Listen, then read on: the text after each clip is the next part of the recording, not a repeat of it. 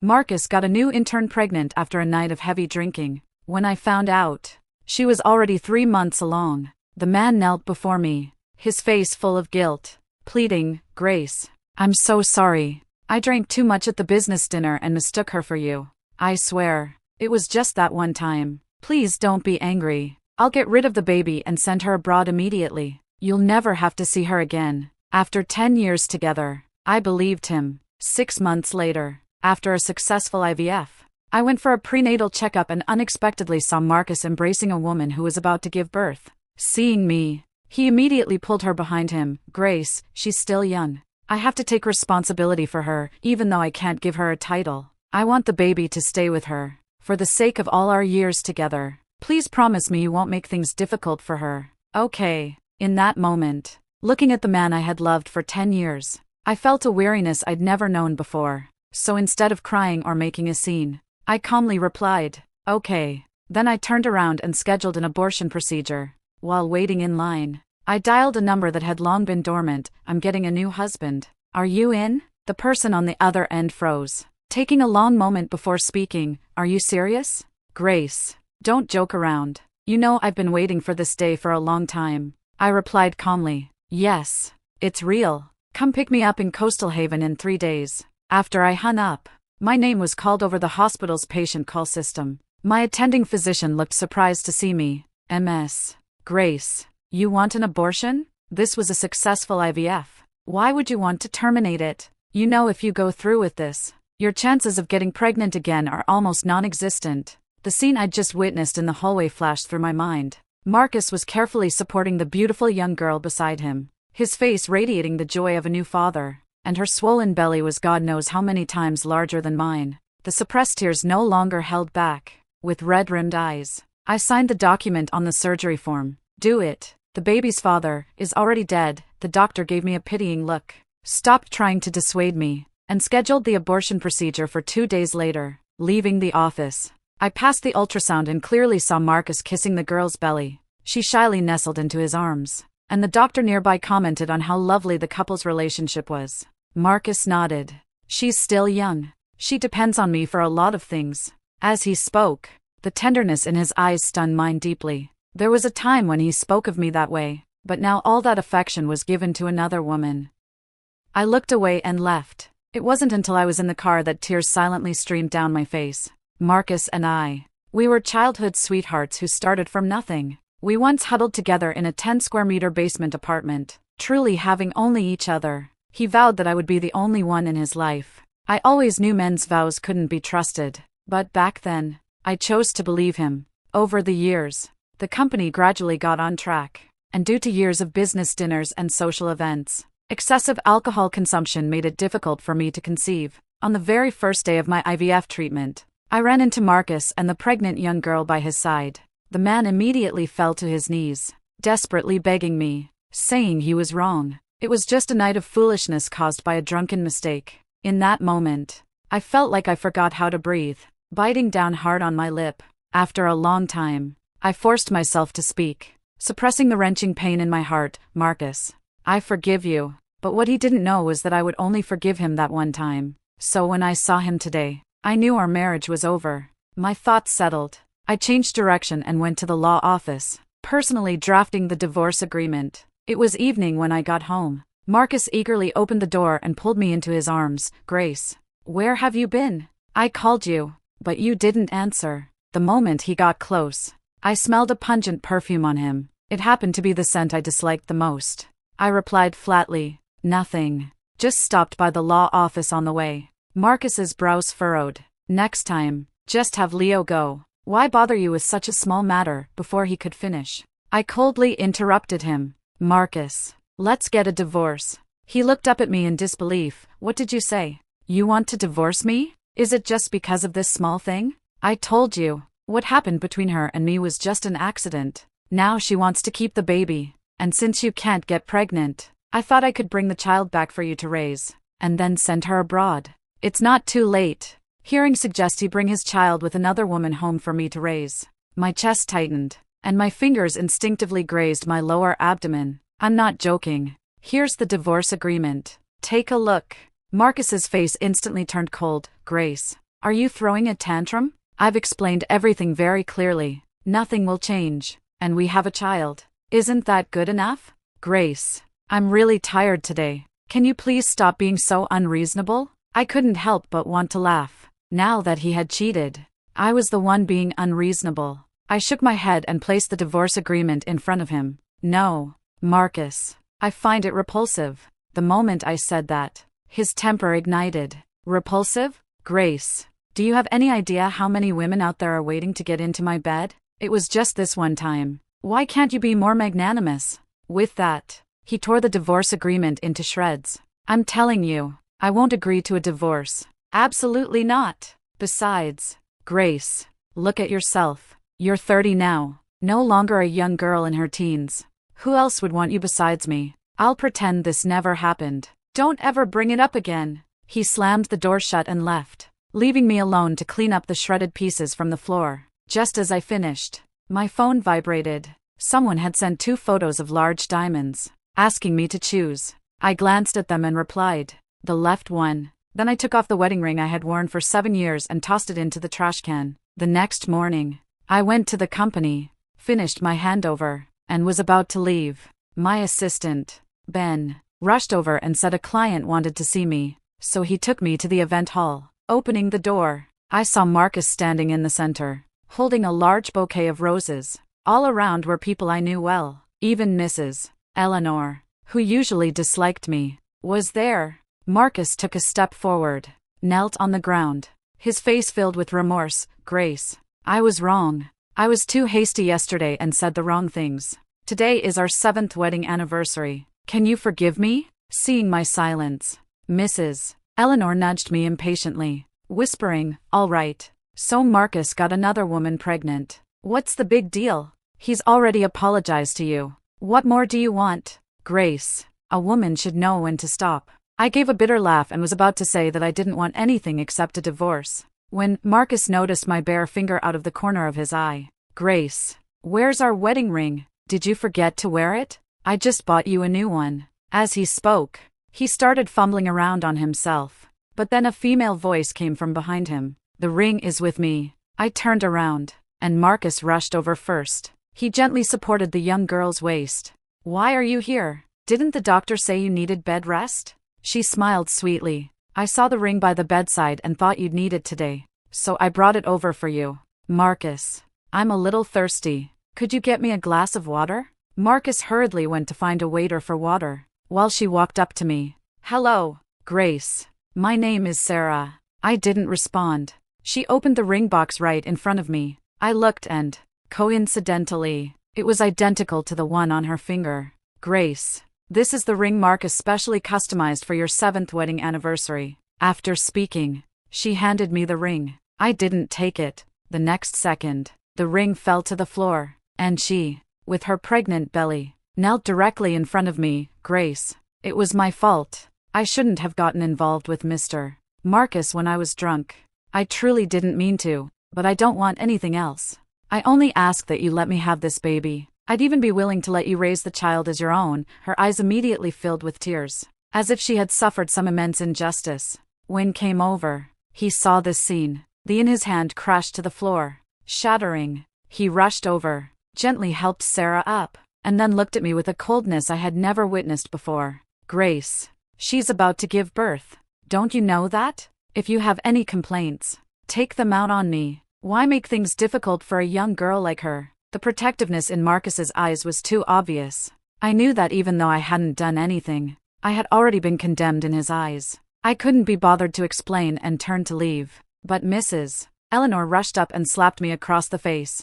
You wretch! I thought you were sensible, but I never imagined your heart could be so malicious, making a woman about to give birth kneel before you. I'm telling you, if anything happens to her baby, I will never forgive you. Due to the sudden force, I was knocked backward into the towering champagne tower. In an instant, all the glasses crashed down on me, and countless shards of glass cut into my body. Marcus froze, instinctively wanting to come and help me, but, in his arms, immediately clutched her belly. Ah, my belly hurt so much. Marcus, quickly, save our baby. The man, who had begun to stand, instantly crouched down, picked her up, and left without a backward glance. I lay on the floor, listening to Mrs. Eleanor's sneers, looking at our wedding photos on the large screen. When was 23, he told me, "Grace, I will marry you. If I ever make you suffer after we're married, I swear I'll atone with my life." But at 30, even as I lay bleeding and crying before him, I no longer existed in his eyes. How ironic! After a long time, I suppressed the pain, got up, and limped to a taxi to the hospital. During bandaging, every touch made me tremble with pain. Meanwhile, 2 nurses next to me were chatting. "Did you hear? In the VIP suite on the top floor, Mr. Marcus is absolutely spoiling her." The moment she said she was in pain, he immediately had all the year's luxury goods brought to her room for her to choose from. Oh, I know, right? He personally accompanies her to every prenatal checkup, and his face is filled with heartache when she gets a shot. Mr. Marcus must really love her. I looked down at the countless wounds on my body and let out a self-deprecating laugh.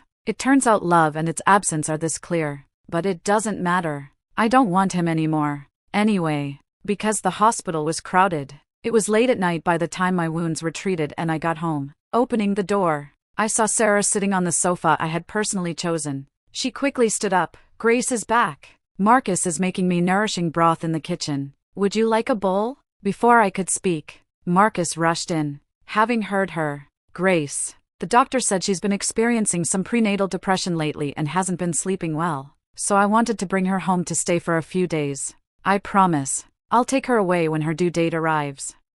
Before he could finish, I pulled out the blank divorce agreement from my pocket. "All right, but you need to sign the document." Marcus froze. Just as he was about to look through it, Sarah spoke up. "Marcus, the baby's hungry. When will the nourishing broth be ready?" Hearing this, the man hurriedly signed the document and then turned to the kitchen.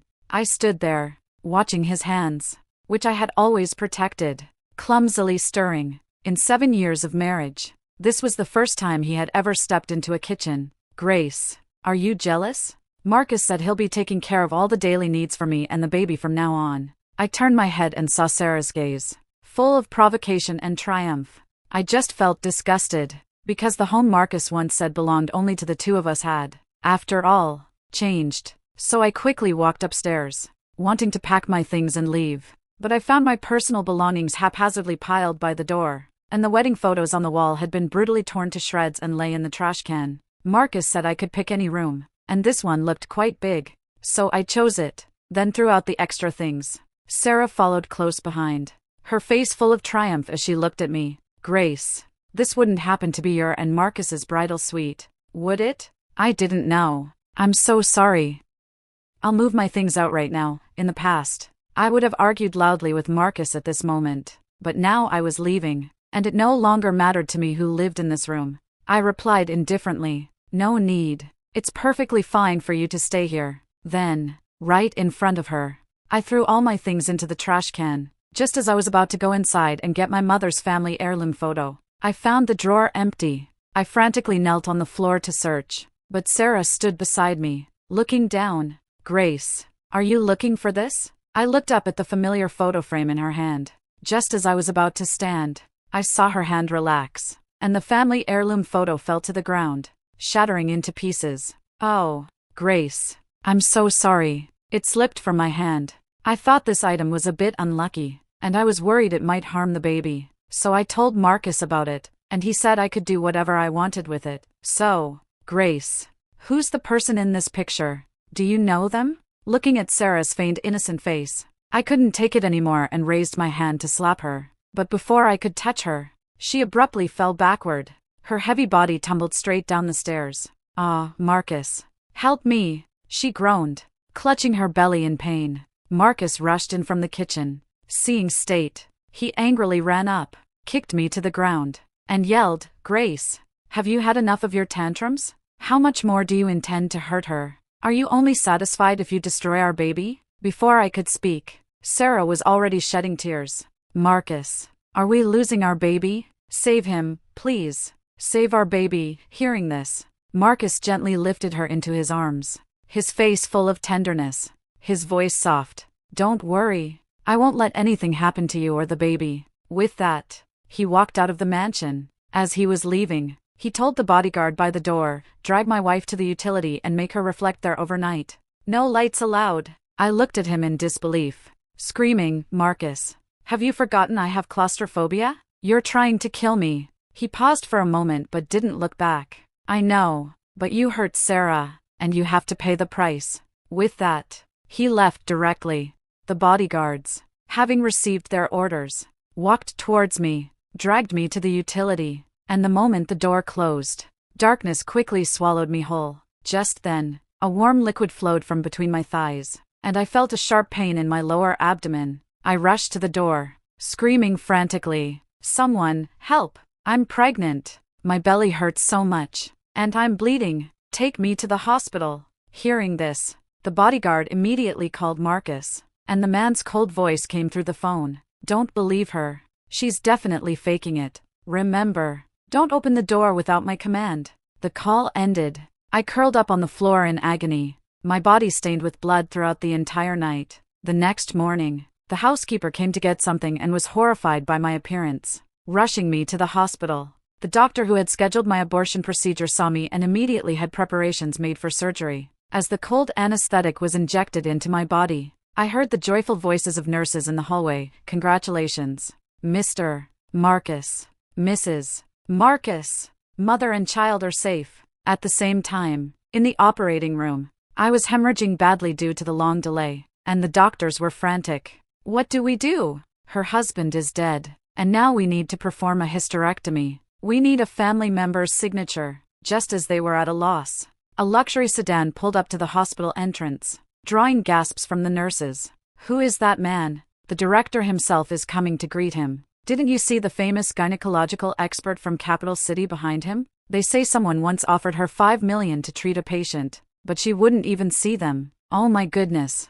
Who is his wife? She must be so lucky to be married to such a powerful and wealthy man. As they spoke, the operating room door was pushed open, and Ethan gently brushed the stray hairs from my forehead. Aunt, I'm entrusting my wife to you. Don't worry, I promise to get her out without a scratch. A month later, Marcus held a baby's welcome party, and that was when he finally remembered me. He took a picture of the baby and sent it to my phone, only to find he had been blocked. He was convinced I was still throwing a tantrum about that day and prepared to say a few soft words to appease me. Just as he was about to take out his phone, his assistant rushed over, holding a wedding invitation. Mr. Marcus, your wife is getting married. The date is today. Marcus, amidst the noisy banquet hall, hadn't quite heard him. What did you say? Say it again. Married? Who's getting married today? The assistant opened his mouth, lacking the courage to repeat it. After a long pause, he stammered, Mr.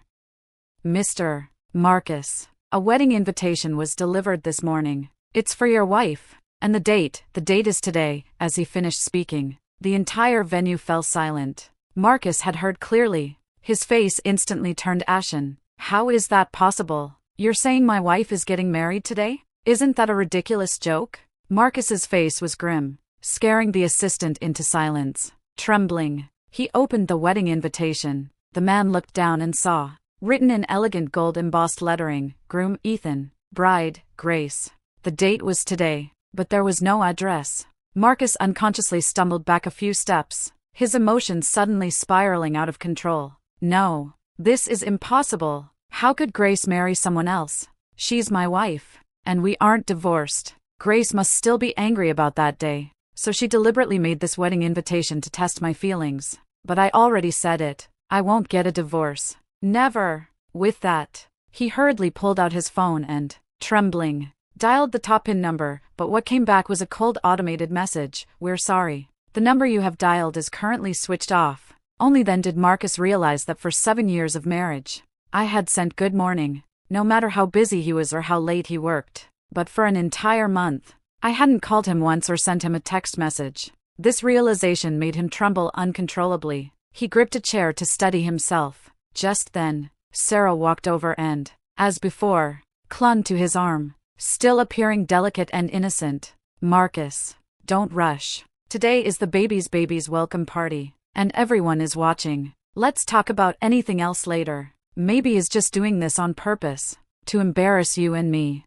So she had someone make this fake wedding invitation. Otherwise, Why wouldn't she send it yesterday or tomorrow? But specifically today? She's truly cunning. Sarah had said plenty of sarcastic things like this over the past month, but at the time, Marcus hadn't seen any issue with it. After all, her injury was a fact. But at this moment, he found her words incredibly grating. That was his wife, whom he had dated for 10 years and vowed to love her forever on their wedding day. How could he stand by and allow an intern to humiliate her without reacting? Thinking this, Marcus abruptly pulled his arm away.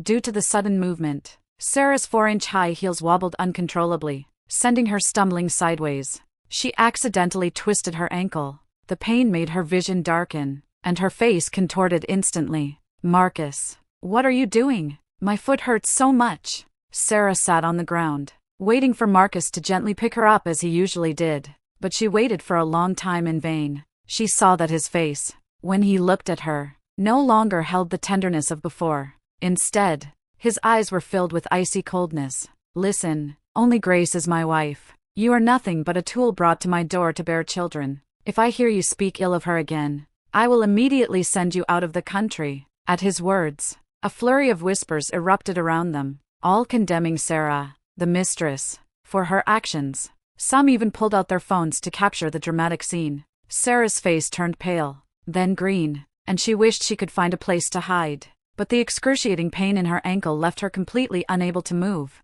Meanwhile, Marcus's mind was replaying everything that had happened in the past few days. The more he thought, the more he broke down. Yes, what had he done? First, he secretly got another woman pregnant behind his wife's back, then tried to secretly have the baby, and later even brought her back to their bridal home, letting her stay in their master bedroom. What's more, he had actually laid hands on her, the one he had once vowed would never made you suffer, and now he had done it all. What on earth was he doing? Marcus, frustrated, pushed away the surrounding people and grabbed his assistant tightly by the collar. Go investigate. Find out about the wedding invitation. And where is my wife now? I need to know her location immediately, by any means necessary. Marcus thought, as long as he found me, he could surely beg for my forgiveness. If once wasn't enough, he'd try twice. If twice wasn't enough, he'd try 100 times. As long as he changed, he was sure he could win back my forgiveness and return to how things were before. 10 years of emotions. He bet I couldn't let go. But the assistant, who had left and returned, spoke words that made his pupils contract. Mr. Marcus, City Hall said that you and your wife have already completed your divorce procedures and dissolved your marriage long ago. Her current marital status is married. Marcus froze, stunned in place. The assistant's words echoed in his ears. Again and again, he questioned in disbelief. Divorced? How is that possible? When did I get divorced? Why don't I know about it? The assistant showed Marcus the divorce agreement sent by the other party. The all-too-familiar signature on it made him suddenly recall that day when he wanted Sarah to live at home. I had indeed made him sign the document, but it was a blank page. How could it be a divorce agreement? Then he reconsidered. No, that's not right. Even if he had signed the document, he hadn't gone to City Hall to get a divorce certificate. How could their marriage be dissolved? This discovery filled Marcus with delight. He thought City Hall must have made a mistake and quickly called a friend who had used connections to get their marriage certificate after hours. The friend answered, Marcus, I haven't even congratulated you yet on finding a new love and having a son. Marcus paused. What nonsense are you talking about? I was about to ask you about the divorce certificate. His friend sounded confused. Weren't you at the hospital with your new wife, recovering from childbirth? When I called you, you said you agreed. I saw you were too busy to come, so I just stamped your documents directly. Only then did Marcus recall that 2 days prior, he had indeed received a call from this friend. But at the time, Sarah was complaining the hospital bed was too hard. Looking utterly wronged, he had been too preoccupied with comforting her. He vaguely heard on the phone, Do you agree to this? He casually replied, Agree.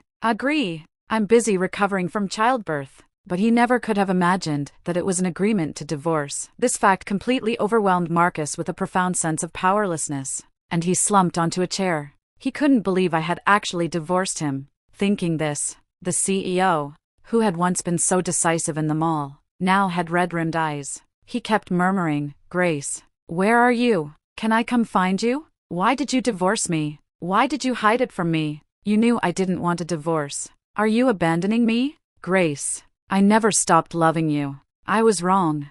I was truly wrong. The man's tormented appearance made everyone present sigh in regret. The couple, once recognized as such in their circle, had just fallen apart. It also made everyone despise Sarah, the mistress, even more, and many executive wives loudly cursed at her. Sarah had never seen such a scene. She covered her face and limped away from the venue. Just then, a man in the crowd picked up his phone and exclaimed, "Holy cow! Ethan is getting married today. This is the powerhouse CEO husband many women dream of marrying. Who would have thought he'd finally settle down and get married?" The name struck Marcus's ears like a clap of thunder. He suddenly stood up and grabbed the man by the collar. "How do you know? I'm asking you. How do you know?" The man, scared, nervously showed him the video on his phone. In the video, a man in a designer wedding gown and bespoke tuxedo was leading a bride, adorned in an exquisite bridal veil and gown, from a luxury car. With just one glance, Marcus recognized her. His trembling hand reached out to touch the screen. Just then, his assistant rushed over. "Mr. Marcus, your wife has been found. The wedding is being held in Capital City." Before he could finish, the man shot out like a sharp sword, leaving behind only one sentence: "Get rid of Sarah and that child. Don't let them ever dirty Grace's eyes again." Meanwhile, in the hotel's bridal, Ethan placed the last piece of jewelry, a diamond tiara, on my head. He leaned in slightly and whispered in my ear, "Ready to marry me, princess?" His unique voice made my heart skip a beat, and my thoughts instantly drifted back to my childhood. Ethan and I grew up together on the same college campus, but ever since we were children, he always had a poker face, treating everyone the same. Only I was constantly teased by him, but every time I cried in anger, he would call me princess, princess to comfort me, then carry me home on his back. Later, I went to the States for college, and he joined the military. We had no contact for 4 years. It was during this time that I met Marcus and fell in love with him. After that, I never saw Ethan again. He seemed to deliberately avoid all places where Marcus and I might be. It wasn't until the night before my wedding that I received a drunken call from Ethan. He cried, "Princess, please don't marry him. I damn well love you, and I have for years." It was only then that I learned of his feelings over the years, but I couldn't reciprocate at the time. After a long pause, the man's dejected voice came through the phone again. "What am I talking about? Grace, I wish you a happy wedding. You better be damn happy. There's one more thing I have to say. If you ever get divorced, call me immediately. I'd be ecstatic." Thinking of this, I stood up and embraced the somewhat hesitant man. "I've been ready for a long time, husband." Then I stood on my tiptoes and kissed his lips. Ethan seemed not to have expected me to be so direct. His body instantly stiffened, but soon, he cupped my head and deepened the kiss. Suddenly, the door to the lounge burst open. A figure darted between Ethan and me, forcibly separating us. "Don't you dare touch her!" I nearly stumbled, but Ethan quickly stepped forward to check if I was hurt. Thankfully, there was nothing serious. Only then did I recognize the disheveled man in front of me as Marcus. I laughed. "What? Mr. Marcus, are you so eager to give me a wedding gift? Please go to the ground lobby." "Thank you." Marcus seemed not to have expected me to say that, and he froze on the spot. "No, it's not like that, Grace. I've come to take you home." "Home?" I scoffed. "What home?" "Marcus, don't forget, we're already divorced. We've even gotten the certificates. What home is there left?" His face instantly turned pale. "No, it's not like that, Grace. I never wanted a divorce. You tricked me into signing it." I let out a laugh of exasperation. "Marcus, how can you even think that? How could I, a single person, trick you into signing something, or get you to agree to a divorce certificate? If you can't remember, let me remind you, it's because you were busy cooking for your mistress. Because you were busy making your mistress happy." Marcus's eyes instantly turned red. "Yes, I admit, Grace, I was momentarily blinded by passion, and that's why," as he spoke, he cautiously approached me, reaching out to take my hand, but, standing beside me, landed a sharp punch, knocking him to the ground. "Marcus, I haven't even settled scores with you yet, and here you are, serving yourself up. Perfect. We'll settle all accounts, old and new, right now." With that, he raised his hand and delivered another powerful punch. "If you couldn't truly love her, if you couldn't be faithful, Why did you even bother with her? Do you have any idea how many people would want to cherish, adore, and love her? Punch after punch. Ethan continued his accusations. I knew he was grieving for me, and also frustrated with himself. Marcus, you're not a man to lock your own wife in a basement apartment for another woman, and even lay your hands on her? I truly despise you. If I had known this day would come 7 years ago, I would have taken Grace away on her wedding day, no matter what. Marcus had been lying motionless on the ground, but these words enraged him, making his eyes turn bloodshot. Take her? You need the ability. I'm telling you, Grace loves me, and only me. She's just angry right now. That's why she married you. Sooner or later, I'll win her back. You just wait and see. You'll be crying then. Ethan roared. You don't even deserve to say her name. I love her infinitely more than you do, and rest assured, I will never give you that chance. Seeing my man angered by an insignificant person, I naturally couldn't stand by. I stepped forward, gently helped Ethan up, then took a wet wipe and cleaned the back of his hand where he had touched Marcus. Then, looking down at the disheveled Marcus on the ground, Marcus, what right do you have to talk about loving me? Do you know? The first time I saw you and Sarah at the hospital, I felt like I was going insane that day, but I still had to pretend to be generous and understanding in front of you, so I just swallowed my bitterness. But that day, I told myself, just once, I could only forgive you that one time. So later, when I saw you and her again, I no longer loved you. Marcus's eyes suddenly welled up. He knelt on the ground. Grace, I know I made a mistake. I was truly wrong. I let you down. I betrayed our relationship. I've come to apologize to you. Please, come home with me. Let's start over. Go back to how we were in college. I swear to you, I've cut all ties with Sarah, and I've even taken care of that child. I promise no one will ever stand in our way again. I know you can't forgive me, but please, just give me a chance to make amends, okay? Marcus knelt on the ground, clutching the hem of my wedding dress tightly, almost begging. I stared at him coldly. It's impossible now. Marcus, it will never be possible. Do you know? I was pregnant. The baby was 2 months old. Marcus looked up in disbelief. What did you say? We had a baby, and it was 2 months old. I picked up my phone from the table and slowly found the ultrasound report in my photo album. He trembled as he looked at the faint outline on the screen, then stared unblinkingly at my lower abdomen. Grace, are you pregnant? You were actually pregnant with our child, and I thought you. I'm so sorry. I'm such an idiot for not realizing sooner. Don't worry. I'll definitely be a good father and make sure you and our baby are well taken care of. Grace, we finally have our own child. I'm so excited. Watching him like this, I started to laugh, my whole body shaking. Too bad. The baby is gone. Marcus shook his head in despair. No, that's impossible. Grace, you're just mad at me. So you're deliberately lying, aren't you? I replied coldly. No. Want to know when it happened? The very day your child with Sarah was born. Our baby was gone. Marcus looked like he'd been struck by lightning, slumped to the ground, covering his face and sobbing. Ethan immediately called for the bodyguards, but Marcus clung to my leg, refusing to let go. Grace, I was wrong. I was so wrong. Please don't marry him, okay? I'm begging you. I truly can't bear the thought of you marrying someone else. I let out a sarcastic laugh. Didn't you say I was 30 this year and no one else would want me but you? But your love would just fade with time. Why would I repeat the same mistake? He, however, has loved me for many years and never changed. So you see, I deserve better. You don't deserve me. After I finished speaking, I motioned for the bodyguards to step forward and drag him away, and my wedding officially began amidst laughter and joyous chatter. A sea of flowers filled the air. It was the grand wedding Ethan had spared no expense to organize for me. I stood at the other end of the aisle, watching the man in the distance whose eyes were only for me. I had expected to walk alone, my parents having passed away, but then Mrs.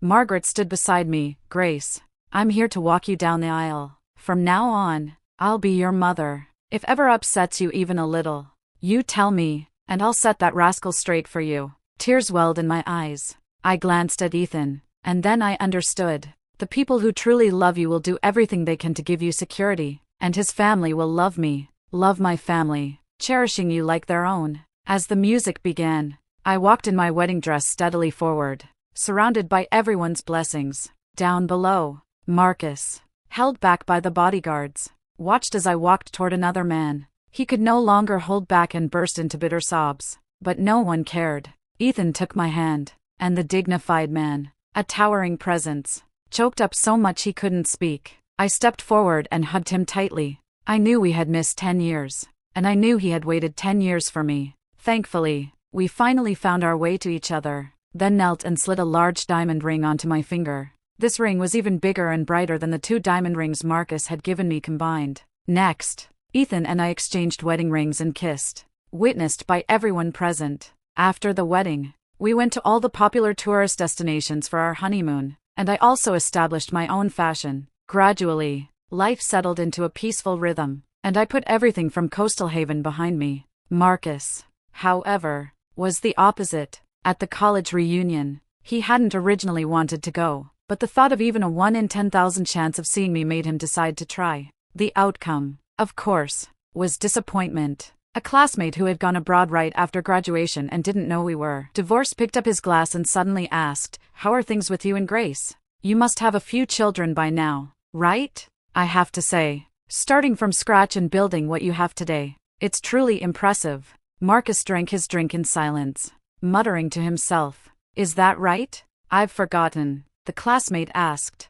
perplexed. "You forgot? Back then, to see her even once, you'd run from the east to the west." Those words jolted Marcus awake. Yes, he had forgotten. He'd forgotten how he'd once pushed himself to the limit, tiptoeing and climbing over fences to sneak into the neighborhood, just to catch a glimpse of me. He'd forgotten living cramped in a basement apartment, promising to give me a big home. He'd forgotten being dirt poor when we got married and saying he wanted nothing but for me to always stand by his side. But now, he'd forgotten it all. Later, Chloe called to tell me about it. She also said that after that day, no one had seen Marcus again. He had transferred all his shares in the company and deposited all the money into my account. "Do you hate him?" Chloe asked. I shook my head. Neither hate nor love, because he isn't worth another ounce of my feelings. I thought life would continue peacefully like this. But then one day on my way home from work, Sarah suddenly rushed out and blocked my path. "Grace, I was wrong.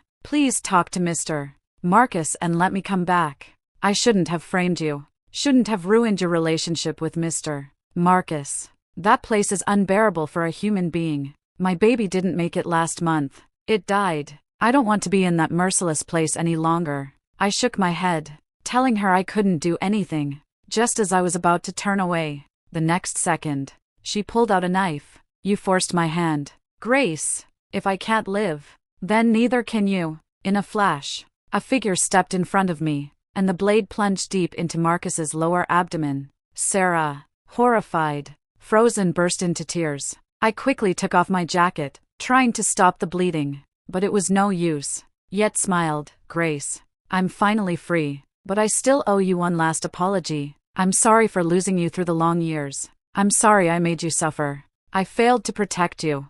A week later, Marcus's funeral was held simply, and Sarah was sentenced to 20 years in prison for murder. I was present on the day of the sentencing. Afterward, Ethan didn't say a word. He just took my hand and said, "Let's go home." I nodded, but after only a few steps, I felt a wave of dizziness. Ethan immediately picked me up and rushed me to the hospital. After a thorough examination, the doctor smiled and said, "Congratulations, Mr. Ethan. Your wife is pregnant." I belatedly touched my lower abdomen. I had thought that after the excessive alcohol and the previous heavy bleeding, I would never be able to conceive. Yet, a new life had quietly arrived. Ethan and I embraced, tears streaming down our faces. I thought my life was finally complete, and I would be happy forever. Thank you for watching this video. If you have any thoughts about this story, feel free to share them in the comments section. Here is Roses and Love, sharing stories about marriage and women every day. See you tomorrow.